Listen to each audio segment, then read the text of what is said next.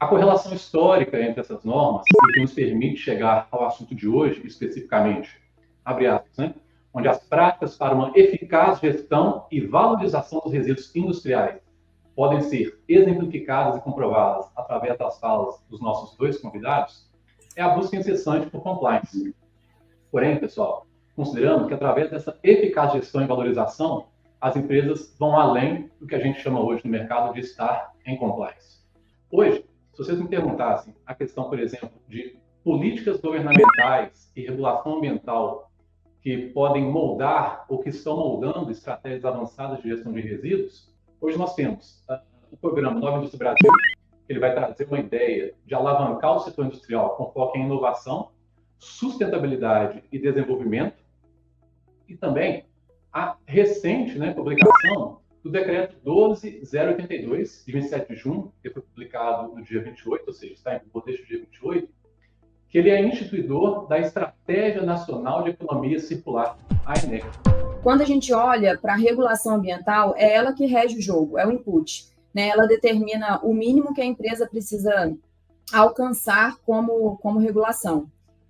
O nosso propósito hoje na Ambipar, o nosso olhar, é entender o que se pode fazer usando a regulação como trampolim, como input, para fazer além. Então, se eu tenho esse custo e eu tenho a obrigação legal de gerir esse resíduo, por que não valorizar? Né? Por que não gerar impacto positivo através dessa obrigação?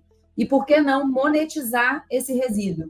Então, eu acho que é exatamente aí que a Ambipar entra com esse know-how e com tecnologia para viabilizar isso.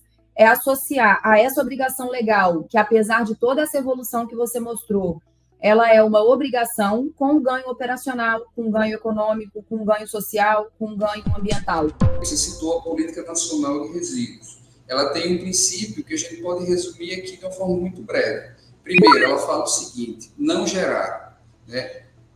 É inerente à nossa atividade, até como ser humano, a gente não gerar resíduo. Mas o que é que ela quer dizer com esse termo não gerar? Que no meu planejamento, eu tenho sempre que pensar em minimizar essa geração. Uma vez que foi gerado, agora eu vou pensar em como eu reduzir essa geração, tá? Uma vez que eu pensei em reduzir, mesmo assim, ele se transformou, ele foi gerado, agora eu vou aplicar a metodologia dos R's, que o pessoal sempre comenta, né?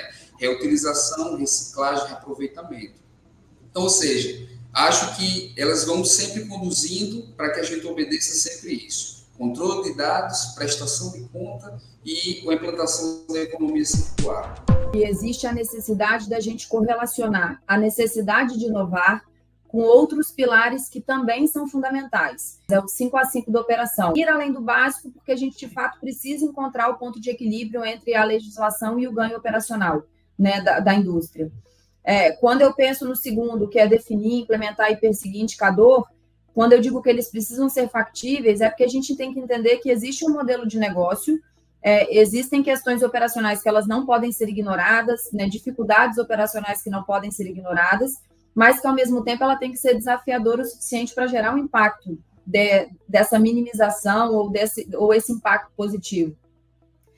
Investir em pesquisa, desenvolvimento e inovação, para mim, isso é fundamental, não tem como a gente só se apegar à legislação e ao que traz a legislação, sem olhar para rotas diferentes de valorização e de tratamento desse resíduo através de uma ciência aplicada.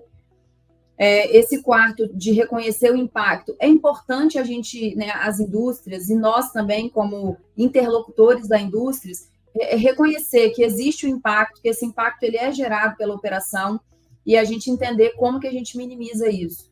E trabalhar para fechar o ciclo da operação, essa é uma realidade que a gente tem trabalhado há muito tempo na Ambipar, antes dessas recentes regulações, porque a gente entende que o resíduo, ele é o input de receita. Tem que olhar para esses 5 pilares e entender que a legislação, ela está aqui para nos forçar a operar dessa maneira, mas, ao mesmo tempo, entender que a gente consegue investir tecnologia e tempo e esforço para fazer muito além do que a legislação determina. Mas a gente não pode se apegar estritamente à determinação legal. A gente precisa encontrar esse equilíbrio entre o aspecto operacional, o aspecto econômico, o aspecto ambiental e o aspecto social.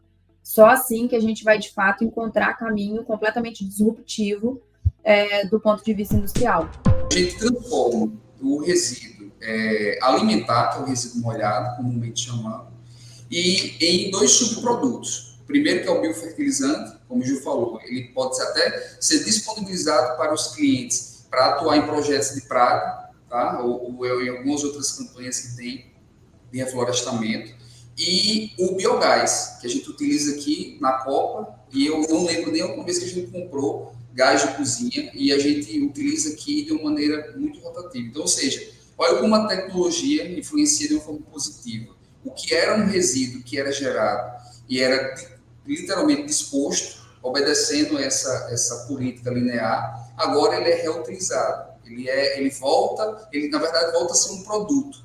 Eu acho que a principal dificuldade é realmente a quebra de cultura, onde as empresas precisam, de fato, ter esse entendimento e também o investimento em ter boas pessoas e boas empresas do seu lado para que você consiga implementar isso de uma forma mais fluida, mais fácil. Sobre quais são os KPIs, né, o que seriam interessantes de serem medidos e tudo mais, ter esta rastreabilidade vai garantir, do ponto de vista operacional, um controle e uma facilidade, e do ponto de vista de gestão, vai permitir você entender o seu processo e enxergar onde estão os gaps ou oportunidades de melhoria. Então, de fato, você trazer um sistema, né, da robustez da Âmbito para resolver, para integrar, para sistematizar, para fazer enxergar, isso faz a diferença do ponto de vista operacional e do ponto de vista de gestão.